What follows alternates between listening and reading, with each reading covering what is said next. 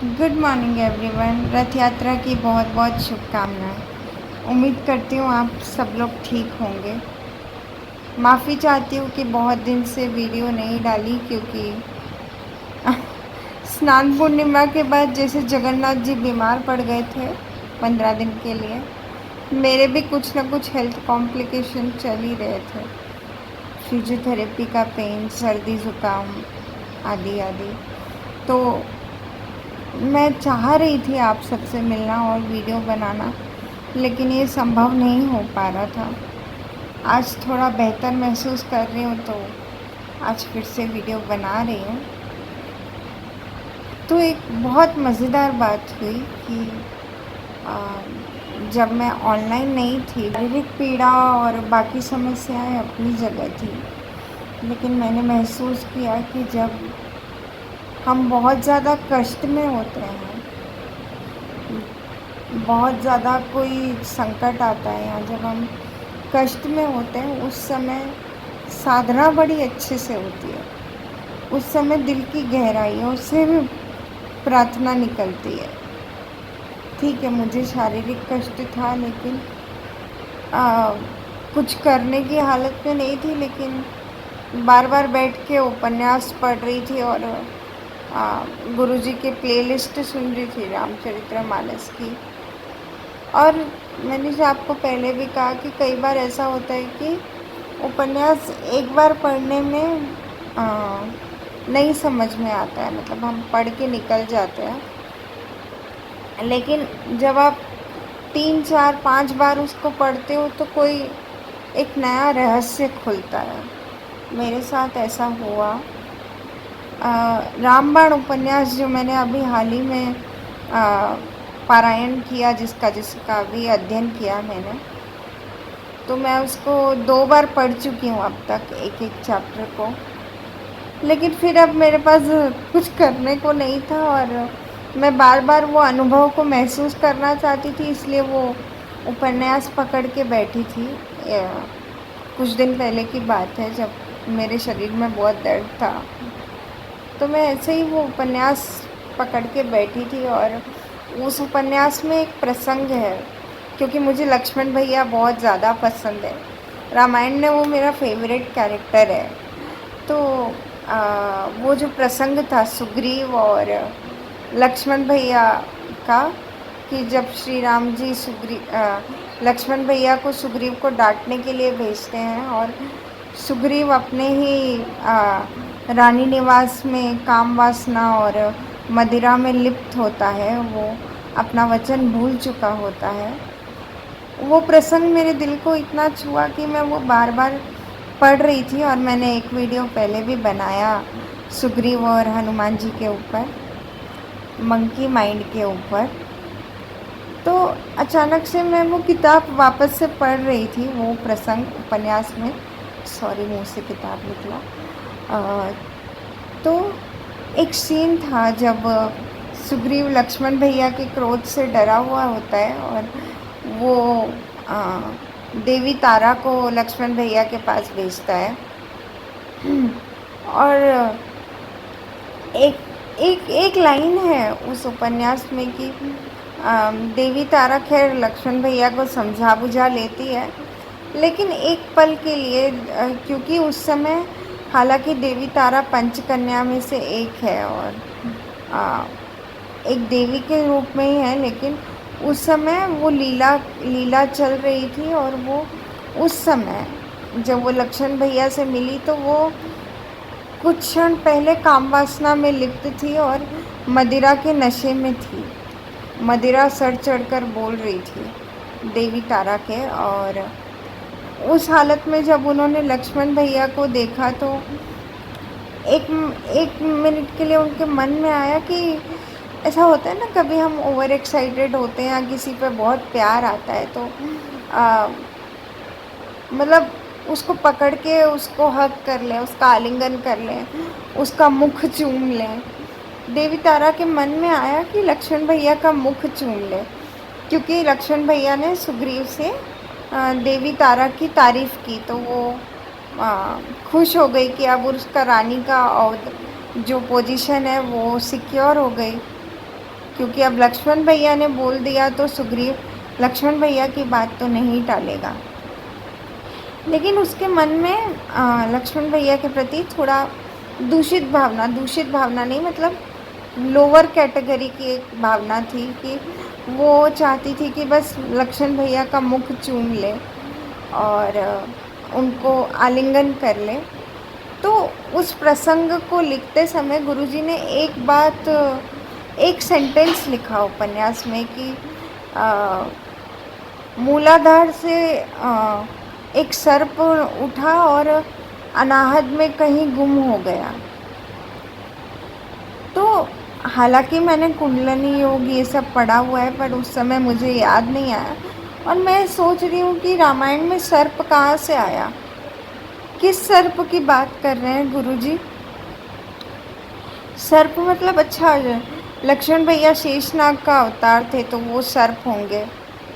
नहीं, फिर मैंने 3-4 बार और वो लाइन को मैंने करीब 3-4 बार और पढ़ा, थोड़ा उस पर चिंतन मनन किया, क्योंकि मेरे को गुरुजी की बात याद आई कि सिर्फ पढ़ने से कुछ नहीं होता है, उसका मनन करना होता है, उसे आत्मसात करना होता है, तब लीला के रहस्य समझ में आते हैं।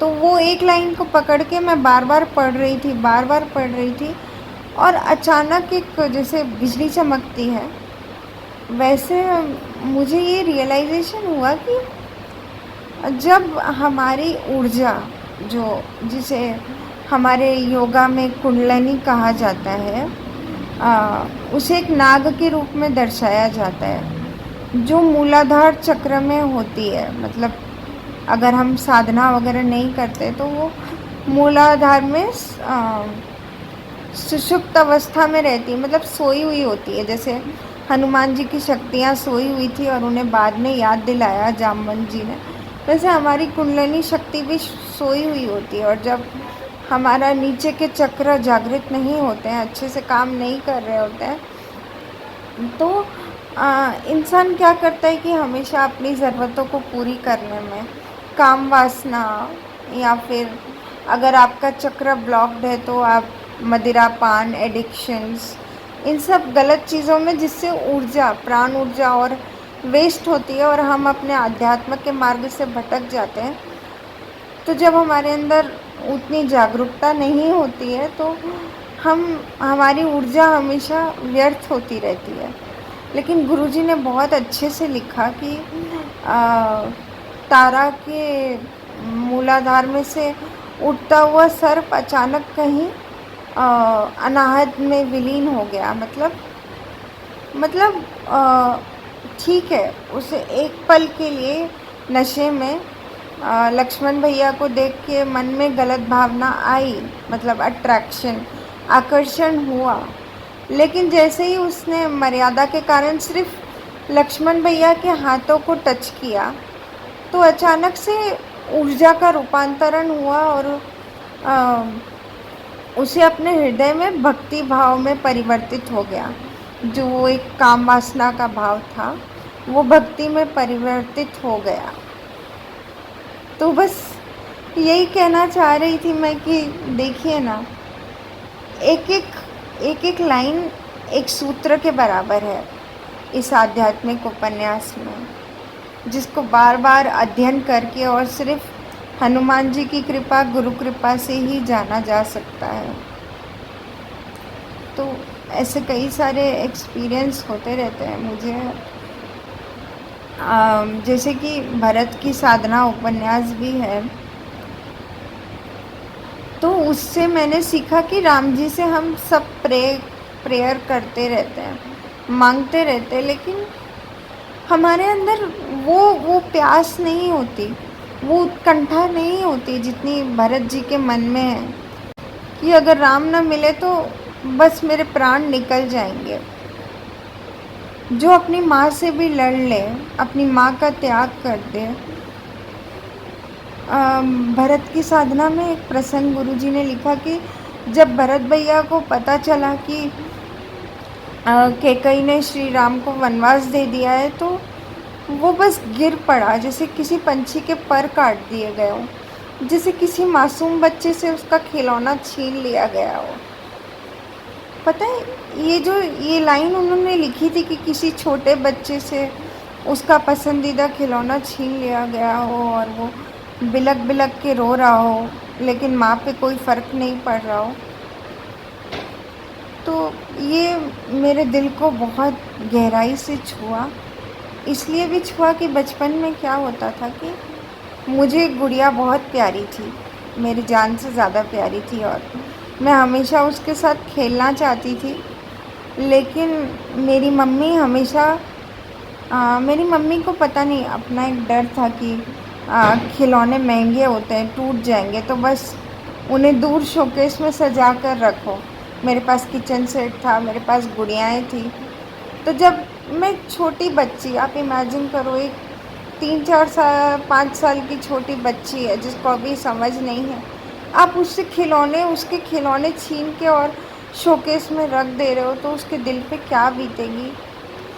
तो भरत भैया का जैसा गुस्सा था, मुझे मुझे उस समय ना अपनी माँ दिख रही थी कि मतलब मैं अभी 30 साल की हूँ, लेकिन अभी भी मैं ये बात आपको बता रही हूँ कि मेरी मम्मी ने मेरे से खिलौने छीन के शोकेस में रख दिए तो मैं बहुत रोती थी, और शायद उस बात का दुख आज भी मेरे दिल में है, इसलिए ये बात मेरी ज़बान पर आई। 30 साल हो गए एक निर्जीव खिलौने के लिए, मतलब जिसकी कोई अहमियत नहीं है, एक निर्जीव खिलौने के लिए मैं इतना रोई और मम्मी पे इतना गुस्सा आया।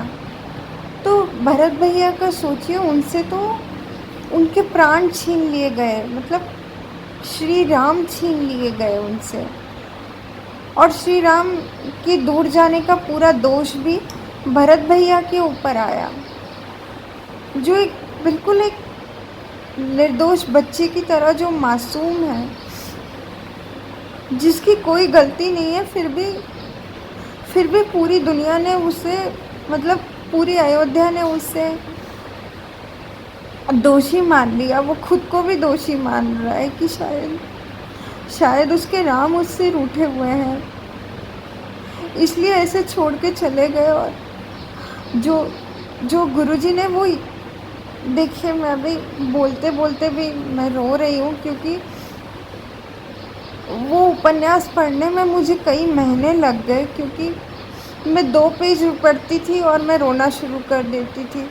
मैं 2 पेज पढ़ती थी, मैं रोना शुरू कर देती थी। अभी भी भरत भैया का नाम लेते ही मुझे आँखों में आंसू आ रहे हैं और मैं भावुक हो रही हूँ, क्योंकि जब आपका मन निश्चल हो जाता है, मतलब कोई छल कपट नहीं रहता, तो जब एक बालक की तरह निष्पाप हो जाता है, जब भरत भैया जैसा निस्वार्थ प्रेम आपके मन में आता है, तो आप बहुत ज़्यादा सेंसिटिव हो जाते हैं, मतलब आंसू ऐसे ही निकलने लगते हैं।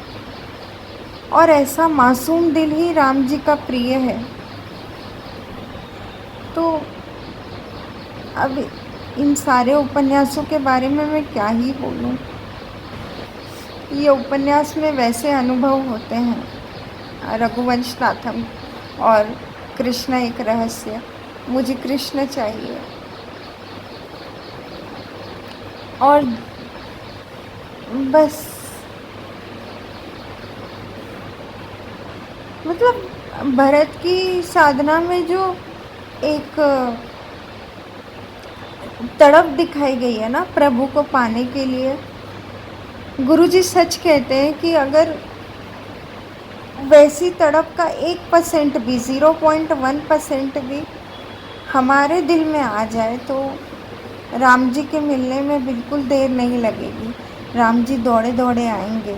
सिर्फ 1%, उस अमृत का 1% भी अगर हमारे मन में आ सके, और वो कैसे आएगा, वो स्वाध्याय करने से आएगा, ये धार्मिक ग्रंथों का पठन, चिंतन, मनन और नाम स्मरण करने से आएगा। कल रात मुझे एक और एक्सपीरियंस हुआ जो मैं शेयर करना चाहूँगी। कल फिजियोथेरेपी में दुर्भाग्यवश कुछ ऐसा हुआ कि मेरी नसें ज़्यादा खिंच गई और मैं बहुत ज़्यादा पीड़ा में थी, बहुत ज़्यादा पेन हो रहा है मुझे, अभी भी है। तो काफ़ी ज़्यादा पेन में थी, लेकिन मुझे शिरडी साईं बाबा का एक सत्संग भी अटेंड करना था, जिसके लिए मैं सुबह से एक्साइटेड थी, लेकिन बाद में फिजियोथेरेपी के कारण मेरी पूरी हिम्मत चली गई थी। लेकिन फिर भी मैंने वो 2 घंटे 2 ढाई घंटे मैंने श्रद्धा से बैठ के वो सत्संग सुना। मुझे बहुत अच्छा लगा। एंड सत्संग में मैंने सुना कि हमें साई चरित्र के किसी एक चैप्टर का पाठ करना है, और मेरे मन में वो बात मेरे मन को इतनी छुई कि सत्संग से निकलने के बाद मेरा साई चरित्र अलमारी में रखा हुआ था, तो मैं मोबाइल पे ही पढ़ रही थी, और तभी अचानक रात के कुछ 12 साढ़े 12 बज रहे थे, और अचानक मुझे खबर मिली मेरे फ़ोन पे मैसेज कि मेरे किसी प्रियजन पे, मेरे किसी बहुत जो मेरे दिल के करीब है, जो मेरे आत्मीय हैं, उन पे कोई बहुत गहरा संकट है। मतलब काफ़ी पर्सनल बात है, तो मैं डिटेल में नहीं बता रही, लेकिन कोई बहुत गहरा संकट है। तो जब मुझे अपने प्रियजन के प्रति कोई बुरी घटना की खबर मिली, तो पहला रिएक्शन था घबराहट, लेकिन मैंने तुरंत खुद को संभाला, और उस समय जो मेरे दिल से प्रार्थना निकली, मैं नाम स्मरण पहले भी कर रही थी, लेकिन मैंने ये महसूस किया कि जब हमारी किसी में प्रीति होती है ना, जब बात प्राणों पे आ जाए, आपके प्राण निकलने वाले हैं, वैसी सिचुएशन आ जाए ना, उस समय जो आपके मन से जो प्रार्थना निकलती है, जो नाम स्मरण होता है, उसकी इंटेंसिटी, उसकी गहराई, उसका पावर बहुत ज़्यादा होता है। शायद भगवान दुख हमें इसलिए देते हैं, जीवन में दुर्घटनाएं इसलिए होती है ताकि हमें सुख का अनुभव हो सके। तो मैं सारी रात जाग के नाम स्मरण कर रही थी, प्रार्थना कर रही थी कि संकट टल जाए, टल जाए, टल जाए। बाबा पे विश्वास था, लेकिन वो बस मेरी सांस के साथ चल रहा था वो नाम स्मरण, और इतनी गहराई से चल रहा था। और 12 से 3 बज गए, सुबह के 4 बज गए। 4:30 बजे मुझे खबर मिली कि संकट टल गया, सब कुछ सुरक्षित है। उस समय ऐसा मुझे लगा कि जैसे मेरे शरीर में प्राण लौट आए, मतलब दिल से कोई बोझ हल्का हो गया, मेरी आत्मा हल्की हो गई। और मुझे भरत की साधना का वो प्रसंग याद आ रहा था, जब बहुत सारी यात्रा करके, बहुत सारी कठिन यात्रा करके भरत भैया को अंत में श्री राम के दर्शन हुए, और वो बस चरणों में गिर गए और बस रोते ही जा रहे थे।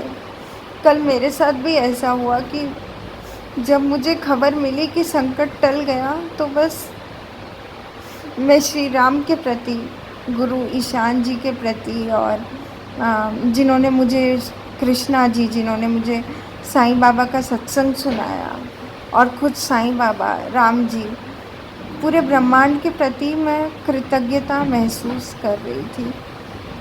भक्ति की एक अलग ही ऊर्जा महसूस कर रही थी। और हालांकि शरीर में अभी भी दर्द है, तकलीफ़ है, जो भी है, लेकिन आज मन में शांति है, मन स्थिर है, चित्त स्थिर है, विश्वास है कि जो होगा अच्छे के लिए होगा। तो बस ये छोटा सा एक्सपीरियंस था जो मैं आप लोगों से शेयर करना चाहती थी, क्योंकि चाहे वो साईं चरित्र हो, या गुरुजी के लिखे हुए उपन्यास हो, या तुलसीदास जी की लिखी हुई रामचरित्र मानस हो, या वाल्मीकि जी का रामायण हो, मतलब सिर्फ पढ़ने से नहीं होता है। कुछ बातें ऐसी होती हैं ना, जिसको आप बार बार पढ़ते हो, और पूरी श्रद्धा के साथ जब आप बार बार उसको पढ़ते ही जाते हो, तो लीला का एक नया रहस्य खुलते हैं, एक नई आध्यात्मिक अनुभूति होती है। तो कई लोग ऐसे भी, मेरे पास भी ऐसे मैसेज आए कि इन उपन्यास में क्या ख़ास बात है, ये बड़े महंगे हैं या पहले से ही रामचरितमानस है। बट मैं उनसे कहना चाहूँगी कि ये किसी योगी की तपस्या है, ये हनुमान जी का आशीर्वाद है, ये श्री राम का प्रसाद है। तो आप भले ईशान जी के उपन्यास पढ़िए या उनके चैनल पे जाके रामचरितमानस की व्याख्या सुनिए, या फिर आप खुद रामचरितमानस का पाठ करिए। जो भी करिए पूरी श्रद्धा से करिए, आपको कोई ना कोई अनुभूति ज़रूर होगी, ऐसा मेरा विश्वास है। आज का वीडियो छोटा है तो अब आपसे विदा चाहूँगी। मुझे सुनने के लिए शुक्रिया। जय श्री राम।